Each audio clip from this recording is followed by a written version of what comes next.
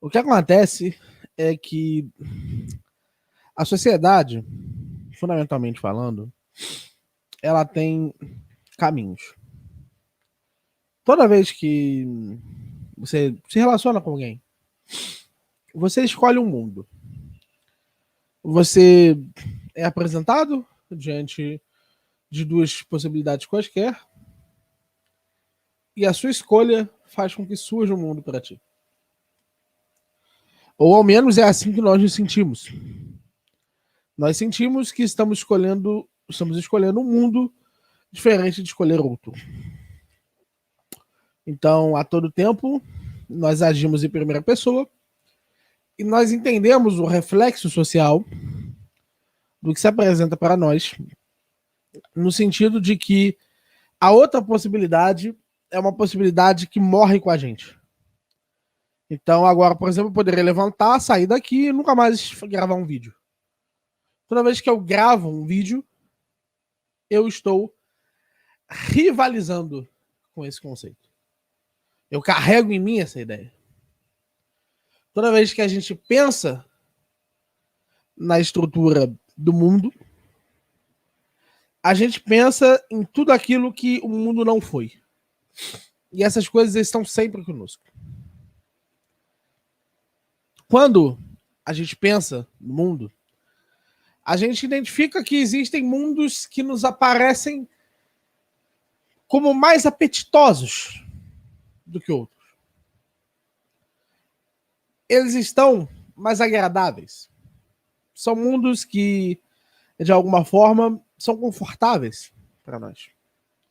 E outros mundos que são a tristeza. Se agora, por exemplo, eu me acidentasse de moto, esse seria um mundo terrível. Eu ficaria, de fato, desolado por isso. Imagino que vocês, meus telespectadores, iam me mandar todo o seu dinheiro, né, para ver se eu me superava desse fenômeno muito triste. E a grande questão que se apresenta para nós é que a comparação entre mundos nos entregará a ideia de que existem mundos que são a soma máxima do que a gente poderia conceber. Então, eu, por exemplo, eu não concebo, eu, Daniel, pelo menos, não concebo um mundo em que eu seria mais feliz do que o mundo que se apresentou para mim em que eu tive meu filho.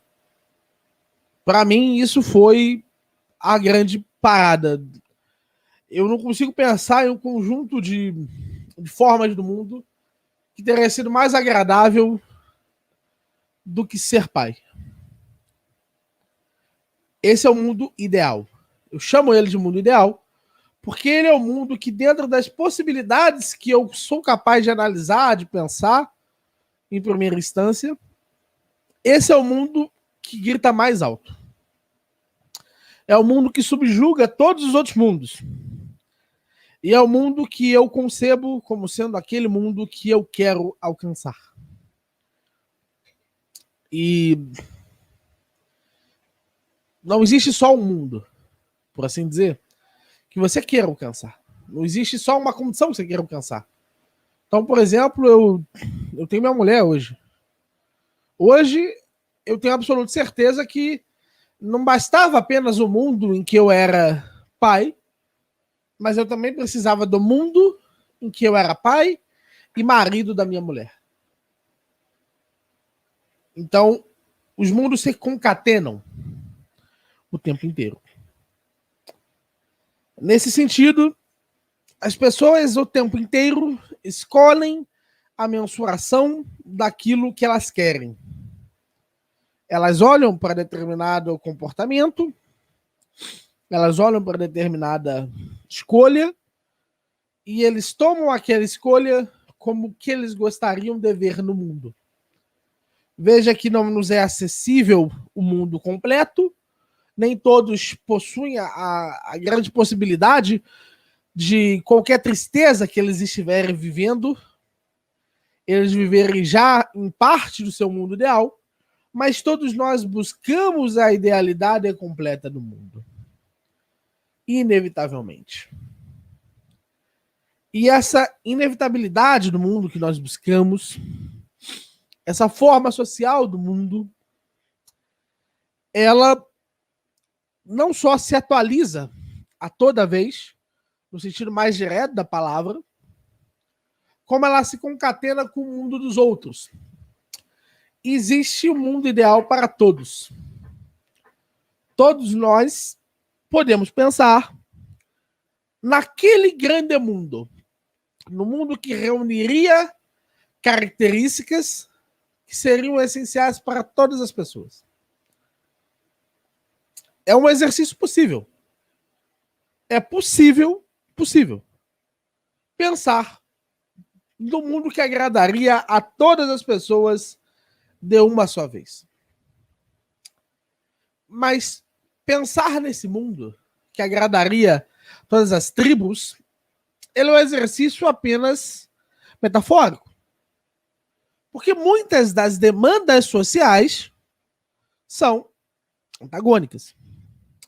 Então, se eu digo assim, existe um mundo ideal para a sociedade, eu estou dizendo que eu escolhi um dos mundos que é não antagônico e descrevi ele no sentido mais direto da palavra, negando todos os outros mundos. Então, da mesma forma que o sujeito, quando ele opta por fazer o vídeo, diferente de não fazer, a sociedade, quando, no sentido mais expresso da palavra, opta por determinada forma de organização social, essa opção que é realizada, ela nega os outros mundos. Então nós temos a grande ideia de que a sociedade deve ir para determinado caminho. Nós acreditamos que existe uma possibilidade de interação social, existe um polo social possível, em que, quando nós pensamos nele, esse seria o derradeiro. E no alcance desse derradeiro, nós deveríamos nos orientar, nós deveríamos agir. Cada um dos indivíduos deveria fazer o possível para aproximar esse evento. E aí a gente pensa, e começa, inclusive, a se motivar, a buscar esses caminhos, essas direções, sempre no seguinte sentido: eu, que estou buscando essa minha intenção, eu espero alcançar um mundo um pouquinho mais próximo. Eu espero que essa realidade se apresente no meu dia a dia. E aí, o mundo não é como a gente gosta. O mundo, ele não é da forma bonita como a gente concebe ele. Ele não é um quadro distante. Ele é algo que se deu. Qual foi a forma que esse algo se deu? Os austríacos, fundamentalmente, acreditam que a sociedade, ela não foi planejada, no sentido mais geral da palavra, humanamente planejada. Não veio um ser humano que virou e disse, com as seguintes palavras: eu irei fazer isso, isso, isso, e assim será. O ser humano não teve esse acesso, não teve esse alcance. Não houve um rei que pudesse fazê-lo. Não houve um rei que pudesse efetivamente escolher o caminho do mundo. A sociedade apenas foi. Ela engoliu todos os reis que haviam no caminho, ela engoliu todos os impérios que haviam no caminho, e ela mudou ao seu bel prazer. Nenhum daqueles homens que levantou-se disse: agora o mundo será assim, teve sua vontade alcançada. Em nenhum momento um desses homens pode dizer: essa é a forma que o mundo terá. E esses reis, eles eram tão poderosos, tão fortes, tão onipotentes em seus territórios, que eles poderiam dizer o seguinte: fulano morra, e ele seria imediatamente morto. Ele poderia escolher do início ao fim da sociedade para a eliminação total, completa e imediata daquele sujeito. E, ainda assim, eles não fizeram. Eles não conseguiram dar conta disso. Eles não conseguiram definir como a sociedade funcionaria. E a razão parece muito simples. Há um desgaste significativo de energia, de recursos na utilização da força. E planejar a sociedade é fundamentalmente escolher um desenho dela por meio da utilização da força contra todos os outros desenhos possíveis. Você olha para as possibilidades que as pessoas têm, você olha para como as coisas possuem ali e você diz a elas que as suas prioridades não são reais. Que essas pessoas devem agir desse jeito, diferente de agir daquele. Só que a gente esquece que a ordem dada não é a ordem cumprida. Apenas algumas ordens cumpridas, apenas algumas ordens dadas são ordens cumpridas.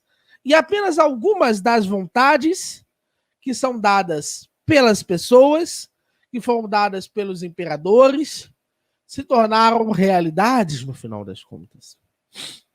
Então, essas pessoas falharam porque a vontade individual ela imperou. Ela escolheu mundos apesar do mundo escolhido pelo imperador. O imperador se achava muito foda e no final não era, tadinho dele. Quão fraco ele era para fazê-lo. Não podia imaginar que a escolha da ação era algo que ele podia até incentivar, mas nunca determinar. E ele não sabia para qual direção a sociedade poderia ir. A sociedade, ela funciona de tal forma que o mundo que nós escolhemos é o mundo que a sociedade pode ignorar por completo.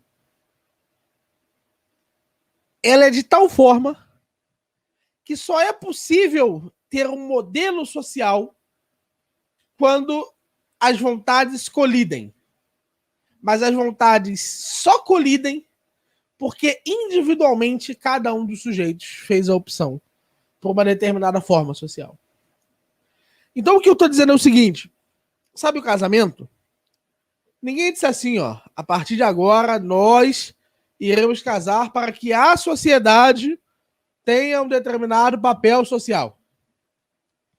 Vamos casar para que a propriedade privada seja preservada por meio dessas estruturas familiares da burguesia.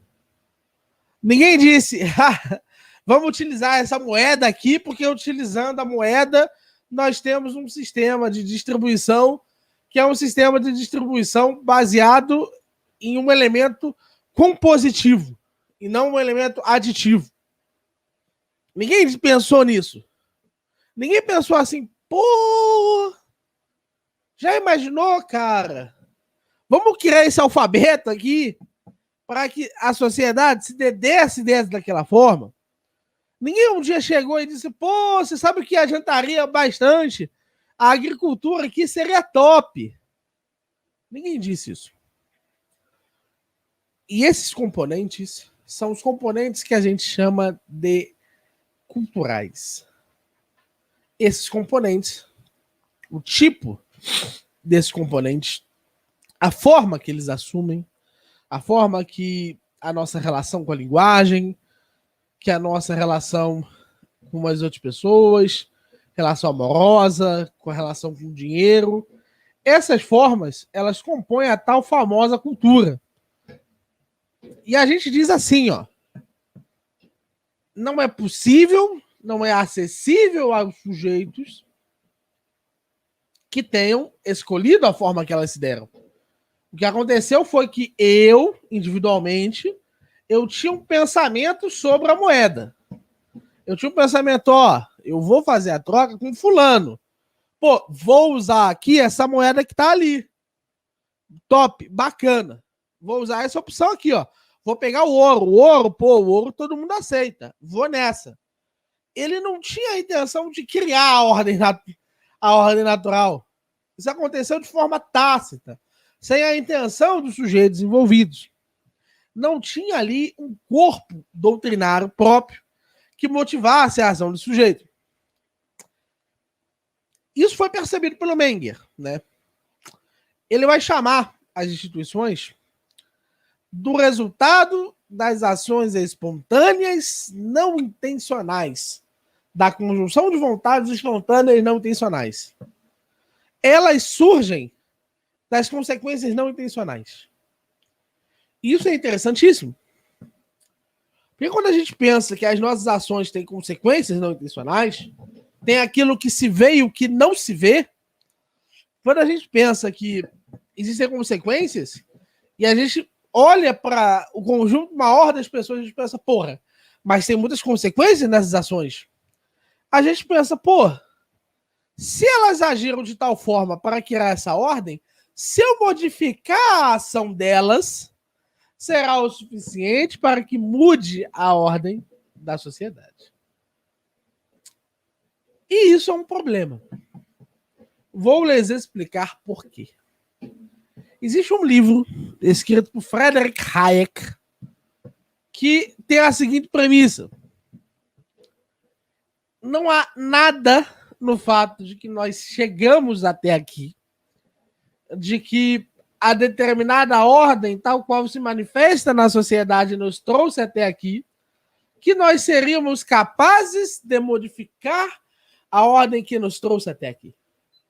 Não há nada no fato de que determinadas condições materiais concretas que nós não escolhemos, sobre o qual não há a ação intencional, que agora nós pudéssemos modificar essas estruturas sociais. Isso é a arrogância fatal. É a crença de porque a ordem natural te levou até aqui, você é capaz de alterá-la tal qual você queira. E aí entra a seguinte questão. A mudança cultural. O que seria a mudança cultural? Seria um momento em que você alteraria um dos elementos formais, um ou mais dos elementos formais que compõem a cultura, e nesse sentido vai desde a relação com os sujeitos, a relação com os objetos, a relação com a linguagem e por aí vai, a relação com a própria noção de sucesso. Vão desde essas noções formais até noções muito mais elevadas do que o corpo doutrinário ideológico de determinada situação. É aquilo de que alterar um desses elementos, um desses componentes, irá modificar a estrutura social. Mais importante, irá fazer com que o plano do indivíduo que está tentando modificar a cultura seja real. Que ele se manifeste no mundo. Mas lembra o que eu disse a vocês? O mundo não liga. E o mundo não liga em absoluto. Ele não liga, assim, com vontade, por assim dizer. Ele realmente não liga. Era que a minha sustentação era que não é possível, de forma ordenada, planejada, modificar a cultura. Porque a cultura se refere a algo que escapa das nossas mãos, porque todas as instituições formais que a compõem estão para além do elemento social inserido. E quando a gente entende isso, quando a gente diz assim, não, o que está acontecendo aqui é que a gente está saindo do escopo da atuação do sujeito. Quando a gente coloca dessa forma, a gente entende como é ingrata a missão. O que não significa que não seja possível a educação. A educação exerce um papel bem delimitado, bem delineado na forma da sociedade. Só que veja, até o processo de educação, até o processo que nós damos direção, em que nós damos sentido para a forma social, é um processo que necessariamente depende de todas as outras formas sociais e da relação entre as formas sociais para que seja possível a mudança social. Então isso só é possível na medida que a ação mudar. Na medida em que cada um dos sujeitos modificar a sua ação da praxis. Entende? E essa mudança, ela não pode ser cultural no sentido mais explícito da palavra. Porque a cultura, ela nem se refere aos elementos do discurso político. Não é possível ter uma cultura estadista. A cultura se refere a um conjunto de valores formais e de elementos formais para muito além desse conjunto, sobre os quais a maior parte desses elementos não há controle em absoluto.